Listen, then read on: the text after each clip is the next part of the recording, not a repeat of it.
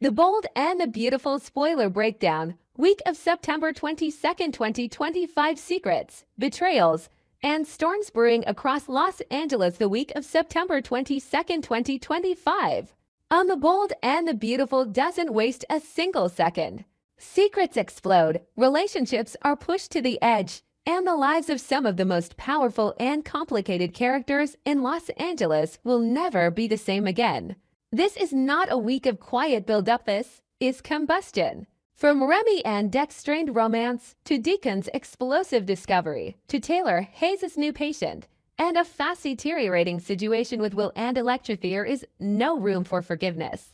Only fallout. Things kick off with tension brewing between Remy Price and her partner Deke. Viewers have only just been introduced to this passionate, unpredictable couple, and already cracks are showing. While Remy is determined to help Luna know Zoe in her hour of need, Deke takes a hard stance. He wants Luna gone. Period. Deke doesn't mince words. He makes it absolutely clear to Remy, Luna isn't just a problem. She's a threat. And he refuses to live under the same roof as her. It's not about compassion, it's about survival. And Deck's instincts scream that Luna brings chaos wherever she goes. At first glance, it looks like Deke and Remy might be finished before they really begin. But emotions run deep, and passion has its grip on both of them. Eventually, they seem to smooth things over. Apologies are exchanged. Promises are made. But don't mistake peace for resolution. Beneath the surface, unresolved resentment simmers. And the upcoming week confirms that their problems are only just beginning. Spoilers suggest that both Deke and Remy will soon face a new wave of obstacles personally and professionally. The rift over Luna may have been the trigger, but deeper insecurities and unresolved trauma are about to surface. Whether they survive the storm together or go down swinging is anyone's guess. Elsewhere, Deacon Sharp makes a discovery that will send shockwaves through his life and possibly end his marriage. In a twist that nobody sees coming, Deacon overhears Sheila Carter Sharp involved in a private conversation that was never meant for his ears. The topic: Luna. The context: a cover-up. The consequences: explosive. Deacon confronts Sheila with the fire of betrayal in his voice. "You knew Luna was alive," he growls, his voice laced with fury and disbelief. "And you never told me." For Deacon, this isn't just about secrets, it's about trust. It's about being lied to by the woman he built his future with. Sheila, ever the queen of justification, tries to explain herself. She claims she was protecting Luna, that she was trying to keep things from spiraling. But Deacon doesn't want explanation, she wants truth. Raw, undiluted truth.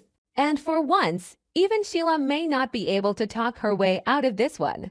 Their relationship teeters on a nice edge. One more lie, one more half-truth, and everything they built could come crashing down. The man who once defended Sheila against the entire world is now questioning everything. And when Deacon turns to Taylor Hayes for guidance, the ripples of this fallout expand even further. Taylor Hayes re-enters the spotlight with a new patient, but the situation quickly becomes more personal than professional. Deacon seeks her out, desperately needing clarity, guidance, maybe even absolution. Taylor tries to keep boundaries in place. She insists she's not the right person for this, that the past between them makes this impossible. But Deacon is persistent. He's lost in a maze of lies and emotional wreckage, and Taylor is the only person who seems grounded enough to help him find a way out.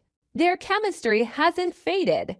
It lingers in every glance, every silence that stretches too long. Fans who've long hoped for a real Taylor-Deacon reunion might finally have something to hold on to. Taylor knows better than to fall too fast again, but her defenses may not be strong enough this time. Especially now that Sheila's web is unraveling and Deacon is starting to see who he can and cannot rely on. Meanwhile, Hope Logan finds herself at the center of another volatile standoff. When she speaks in Luna's defense, she triggers Katie Logan's protective instincts and her wrath. Hope argues that Luna deserves compassion, not condemnation. That people make mistakes, and Luna's pregnancy shouldn't be used as a weapon. Katie, however, sees things very differently. She doesn't care about Luna's intentions and the consequences. For Katie, the threat to Will's future and the damage to their family is too great to be ignored. Hope's loyalty to Luna sets off alarm bells, not just for Katie, but for Deacon as well, who begins to question how involved his daughter truly is in the chaos surrounding Luna. The Logan family begins to fracture from the inside, with Hope caught in the middle, defending a woman that many view as radioactive. What Hope doesn't realize is that her stance might also put her at odds with her father. DeConwo is starting to see Luna as the catalyst for everything falling apart around him. At the same time, Will Spencer's world continues to spiral. His confession to Electra Forrester has detonated like a bomb. The truth about Luna, the night they spent together, and the pregnancy, it's all too much for Electra to handle.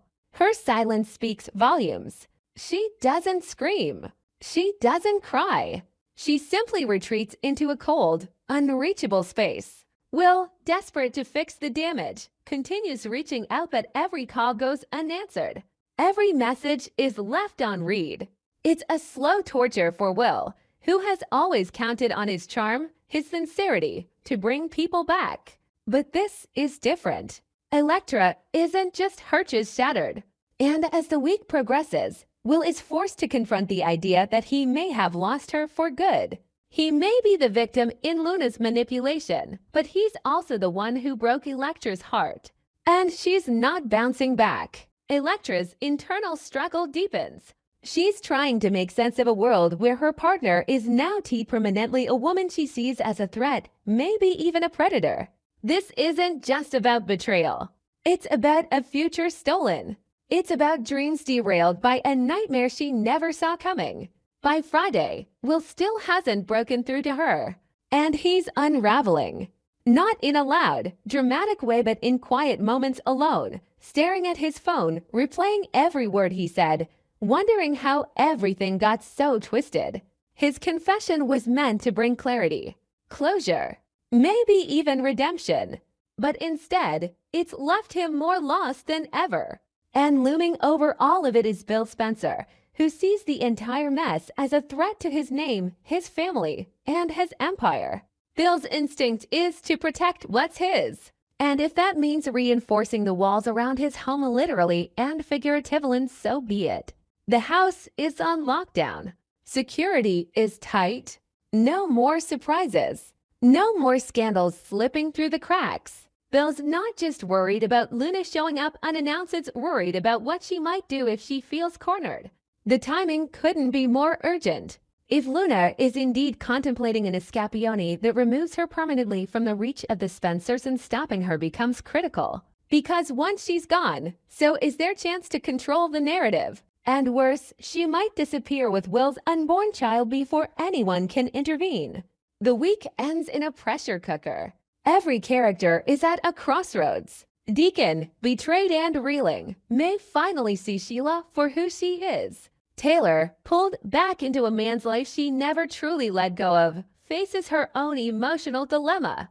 Hope, trying to protect what's right, may alienate the very people who always stood by her. Katie is preparing for war. Will is broken. Electra is going, at least emotionally. And Luna is out there, waiting, watching, possibly planning her next move. No one is safe. No bond is unbreakable. No secret stays buried.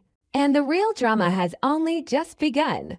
The bold and the beautiful is about to plunge headfirst into one of its darkest, most explosive legal and ethical scandals yet, a pregnancy controversy that escalates beyond mere personal heartbreak and explodes into a ticking legal time bomb, threatening to destroy reputations, shatter families, and trigger a courtroom war between two of Los Angeles' most powerful dynasties, the Spencers and the Forresters. It all begins with a single objective, allegedly positive pregnancy test. What was once used as emotional leverage by Luna Nozowa to defend her claim that Will Spencer is the father of her unborn child has now become the epicenter of a scandal far more complex than anyone imagined. The moment the test is called into question, everything unravels. What was already a volatile situation erupts into a war over truth, manipulation, and the terrifying possibility of a criminal offense. The accusation is simple, but the implications are catastrophic. The pregnancy test might have been faked. Whether it was swapped, altered, or replaced entirely is unclear, but someone may have tampered with it. And if the test was fake, then the entire basis of Luna's claim could collapse. The stakes are no longer just emotional or familial, they're legal. Who handled the test? When? Why? Who knew it wasn't real? Who stood to benefit? And how deep does the deception go? Bill Spencer doesn't hesitate. Upon hearing the whispers that the test might be fraudulent, he goes on the offensive. He rallies Lee Finnegan and Katie Logan into action. This isn't just about Will anymore, it's about the Spencer name, their bloodline, and the risk of legacy-shattering disgrace. Bill demands an official paternity test immediately. No negotiations. No delay. For Bill, there's no middle ground. Either Will is the father, or Luna is lying. And if she's lying, she's not just a manipulator, she's a criminal. Katie is equally relentless. Fueled by maternal fury and a desperate need to protect her son, she insists that any further communication with Luna be funneled through attorneys. She views Luna's refusal to submit to a formal DNA test as an admission of guilt, or at the very least, evasion. In her eyes, Luna is playing for sympathy, hiding behind a fabricated story that's unraveling by the minute.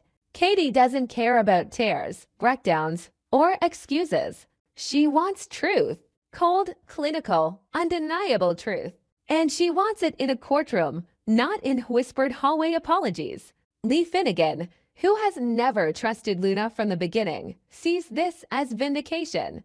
She brings medical insight and cold, precise logic to the table. If there were any procedural violations in how the pregnancy was announced, if the test was presented in any way that breaks medical ethics, then there are grounds for a formal investigation. She begins pushing for a hospital inquiry into the origin of the test and demands Luna disclose exactly where and how it was taken. Lee wants timestamps, technician names, digital logs. And when Luna can't or when produce them, the walls begin to close in. Luna, caught in the center of a storm she may or may not have created, tries to hold the line. She insists the test was real. She insists that Will is the father. She clings to this truth with everything she has, but with every passing hour, her credibility erodes. Her refusal to allow immediate paternity testing is seen not as caution, but as obstruction. Her claims that the test was authentic begin to sound more like desperation than certainty. She's boxed into a corner, and the worst part is, she knows it. What makes it even more dangerous is that Luna isn't just facing suspicion. She's now at risk of criminal prosecution if the test is proven fake. And if she continued to make claims about Will being the father, especially under the emotional and physical circumstances in which their encounter took place, then this moves from messy scandal to legal warfare. The Spencer camp begins exploring charges, fraud, paternity misrepresentation, and the darkest of all, sexual assault under false pretenses. Luna's defense hinges on one critical point: intent. She maintains that she believed she was pregnant, that she believed Will was the father, that any missteps were not manipulation, but confusion, emotional chaos, and trauma. But intent may not be enough. If procedural records don't match up, if lab logs are missing, if results were forged, if someone helped her fake documentation, then intent won't protect her from prison. Behind the scenes, attorneys are already being consulted. Spencer Publications has brought in a fleet of crisis managers and legal advisors. Forrester Creations, which Luna is still technically tied to, finds itself pulled into the vortex. Ridge, Steffi, and even Brooke are forced to weigh in it as gossiping relatives, but as business leaders terrified of reputational damage. If Luna is charged and convicted, the association alone could tank investor confidence and public trust. Already, social media is buzzing. Leaks are trickling out. The press is circling like vultures. The possibility of a lawsuit looms. Bill wants a court-ordered paternity test. He's willing to subpoena medical records, phone logs, and any digital correspondence tied to Luna's pregnancy claim. The Forrester legal team braces for impact. If it turns out that Luna used any company resource or influence to suppress or misrepresent medical evidence, they could be liable for enabling misconduct. Suddenly, boardrooms are more hostile than living rooms.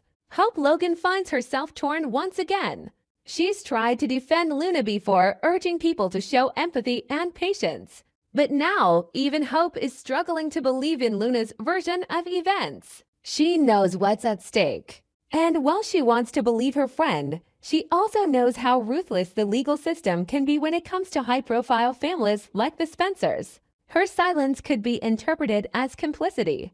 Her support could ruin her relationships with Katie, with Will, even with her father. DeConvo is still reeling from his own discoveries about Luna. Deacon, once protective of Luna, now feels betrayed.